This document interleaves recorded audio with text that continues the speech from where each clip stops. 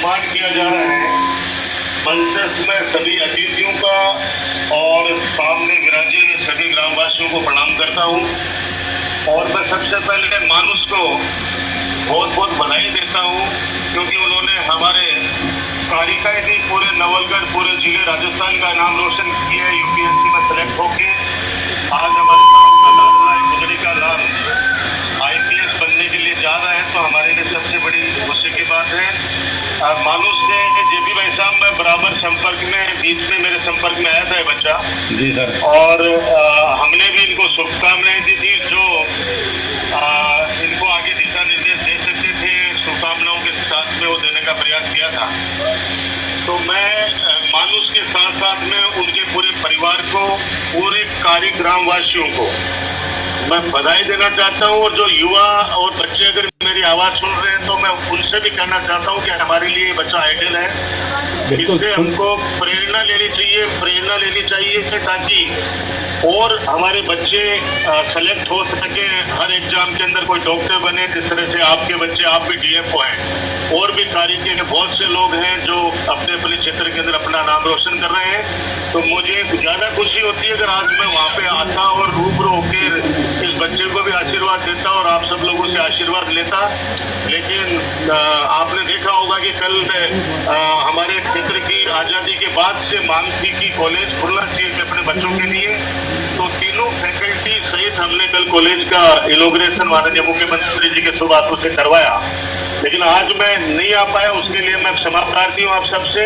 और आप सब लोग खुश रहे, इस कोरोना संकट से हम लोग निकलेंगे, ये ईश्वर से प्रार्थना करता हुआ एक बार पुनः मानुष को बहुत बहुत बधाई, बहुत बहुत आशीर्वाद। एक तो यह बात है कि ये एक एग्ज़ाम है, सिविल सर्विसेज परीक्षा, और सिविल सेवा परीक्षा का बाद में इतना ज़्यादा मान लो सबसे ज़्यादा तो यह जिम्मेदारी को अनुभव हुआ है कि हाँ अब जाके सही जर्नी या सही जो चैलेंज है लाइफ में, इससे पहले को नहीं हाँ बस तो एक तैयारी मात्र ही जो सही चैलेंज है बाद में होगो कि ते बा जो वर्दी है या बा जो पोस्ट है बा जो काम दिए जाओगो बिना ते सही ढंग से कर पाओगा कि या फिर लोग बोलेंगे कि नहीं तो यहीं मिल गो, भाग्य हो या यहीं हो।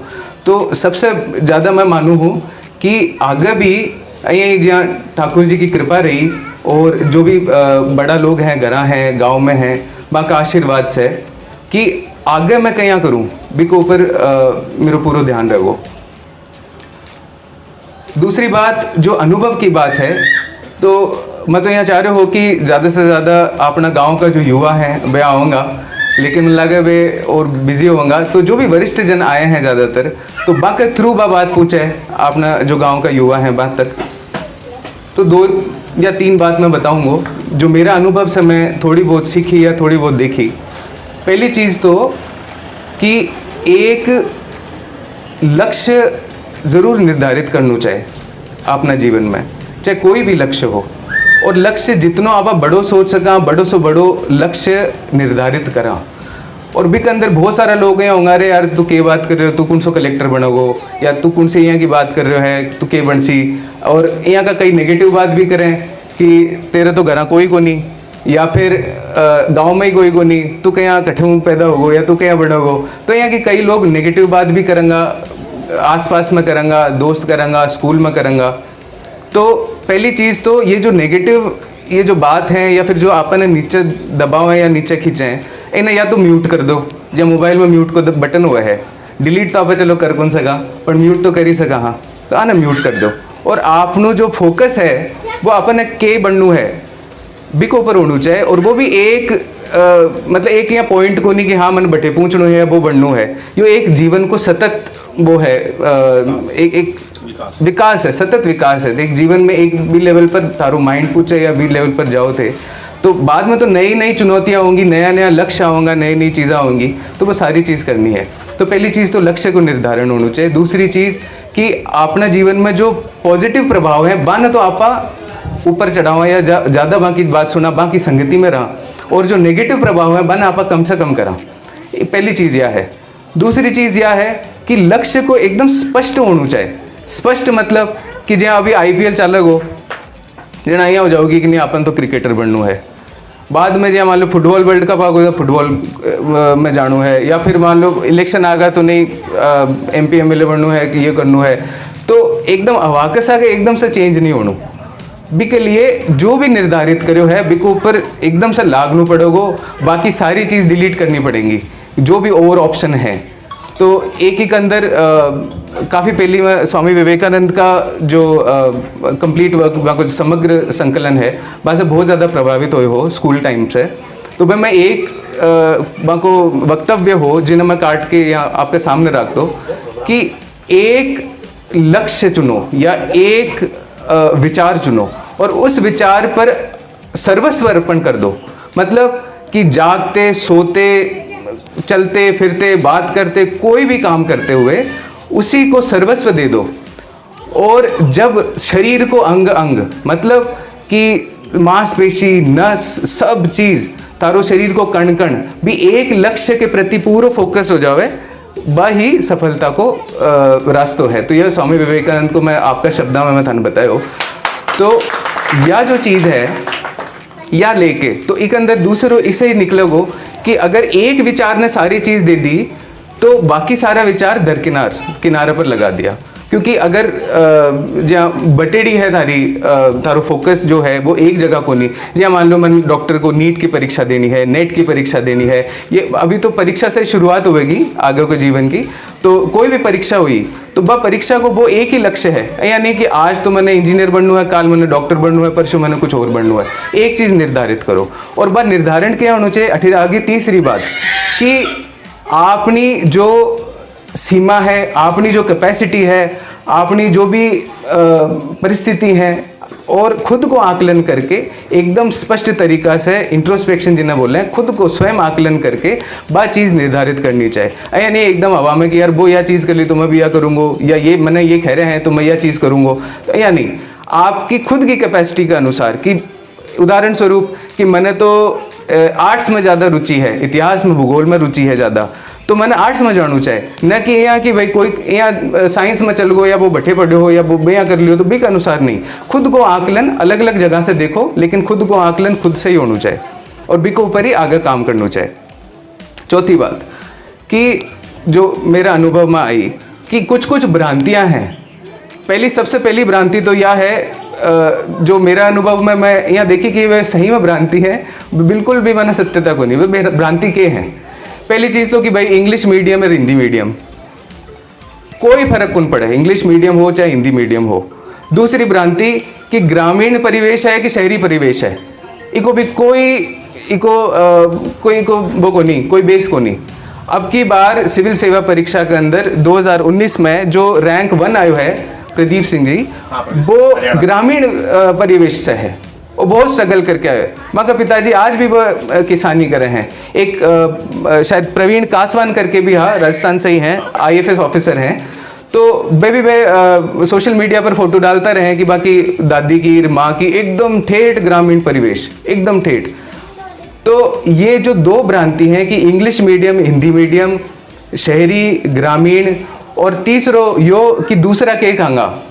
कई बार यहाँ भी हुआ है कि लोग छुपा छुपा के प्रिपरेशन करें कि यार इन्हें बेरो पड़ को काल ना पाओ या को नहीं जना कोई कुछ कहेगो कि आप एक ही प्रिपरेशन कर रहे हैं IIT की डॉक्टर की क्या की, और बाद में कोई ने दिखाड़ो को नहीं। तो या भी एक जो है ना कि दूसरा लोग बाद में के कहेंगा के नहीं कहेंगा।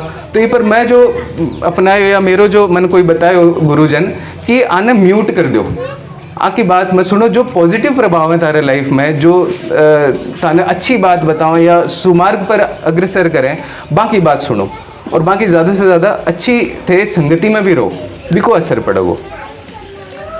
और यहाँ का और भी कई सारा अनुभव है, ज़्यादा तो अभी एकदम गर्मी है, बच्चा भी एकदम यहाँ हो रहे हैं कि वापस जावा। तो बहुत बहुत धन्यवाद सभी को कि थे सब आया इतनी गर्मी में यो आयोजन करो। और मेरे मन में तो एक 3 चीज़ ही जब प्रिपरेशन करते हो, एक तरीक़ा से मोटिवेशन मान लो।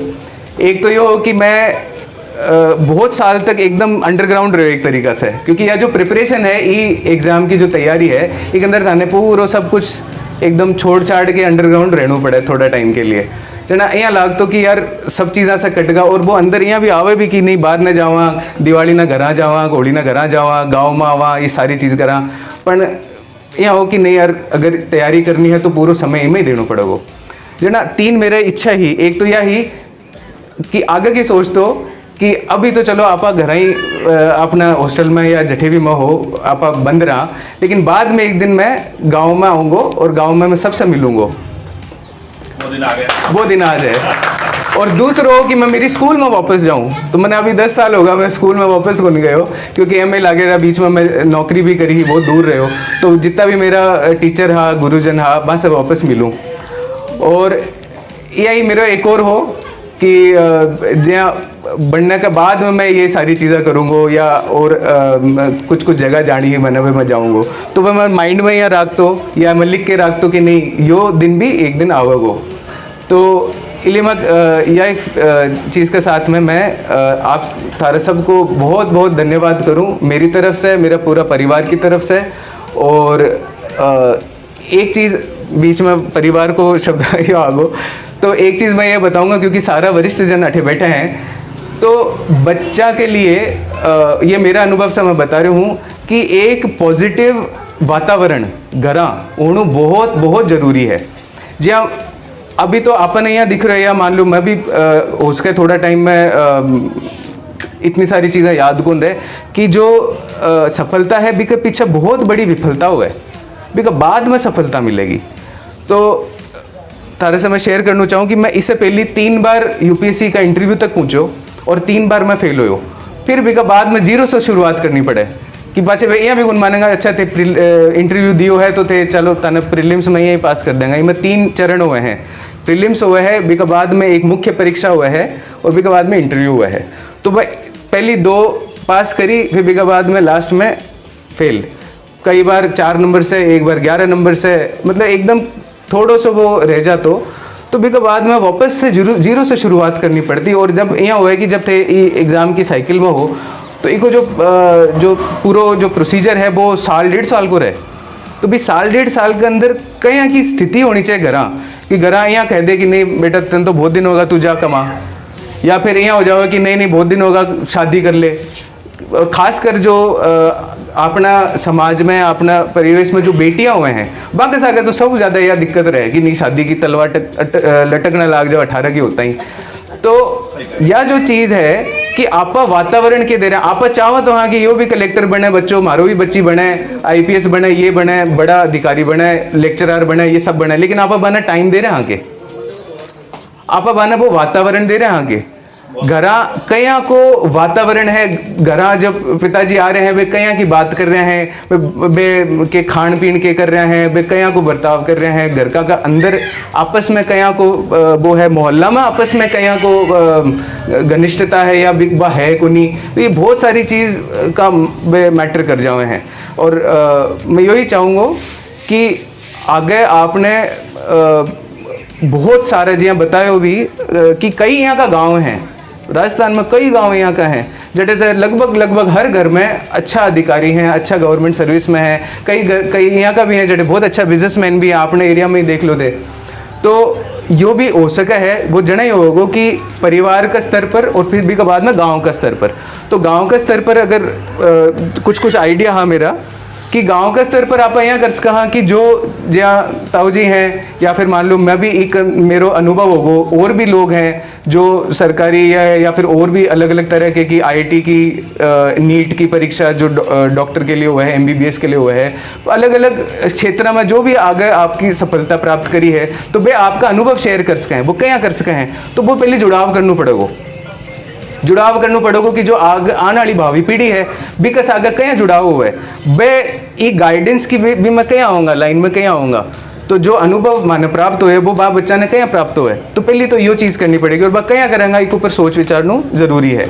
दूसरी चीज़ यह है कि गाँव में जहाँ आप इतना बड़ा बड़ा भवन है या और भी चीज़ें विकसित हो रही हैं, घर भी बहुत बढ़िया बढ़िया बन रहे हैं सबका, तो एक सागे सागे गाँव का बच्चा के लिए जो स्पेशली जो 12 से आ रहे हैं, ढाणिया से आ रहे हैं या और भी जो इतना सक्षम को नहीं, तो बाकी लिए कोई लाइब्रेरी हुए, वाचनालय हुए, या कोई पढ़ने के लिए कोई जगह हुए कि हाँ भाई दिन में बैठ के पढ़ सके हैं, बना गाइडेंस मिल सके है, कोई जहाँ पुरानी किताबें हैं, नई किताबें हैं, बना बैठे प्रदान करी जा सके हैं, और भी फाइनेंशियली भी अगर बाकी हेल्प करी जानी चाहे तो बा करी जा सके है बैठे।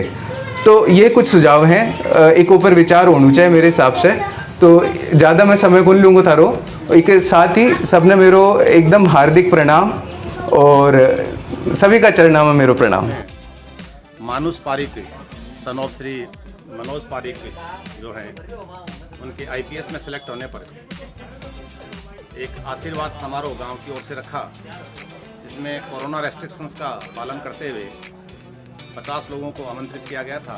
गांव के सभी प्रबुद्ध व्यक्ति और उस बच्चे के जो परिवारजन थे वो उपस्थित थे। इस कार्यक्रम का मुख्य उद्देश्य ये था कि एक तो उस बच्चे का हौसला अफजाई हो और साथ में उसके अनुभवों से जो नई पीढ़ी है वो किस तरह से अपने आप को प्रिपेयर कर सकती है, आगे बढ़ सकती है, ये संदेश एक तरह से गांव में पहुंचाना था। हम बड़ा कार्यक्रम करने वाले थे जिसमें माननीय विधायक जी को भी बुलाना चाह रहे थे, लेकिन चूँकि कोरोना के रेस्ट्रिक्शंस हैं तो कार्यक्रम थोड़ा छोटा रखा गया। हमारे गांव के सभी गणमान्य व्यक्ति पहुंचे, गांव के वर्तमान सरपंच, निवर्तमान सरपंच सभी लोग मौजूद रहे और बच्चे को आशीर्वाद दिया। हम तहे दिल से पारिक परिवार को और उस बच्चे को बहुत बहुत बधाई देते हैं। जो भी युवा आगे आएगा हमारी ग्राम पंचायत की तरफ से और व्यक्तिगत रूप से भी हम उनका पूरा सहयोग करेंगे।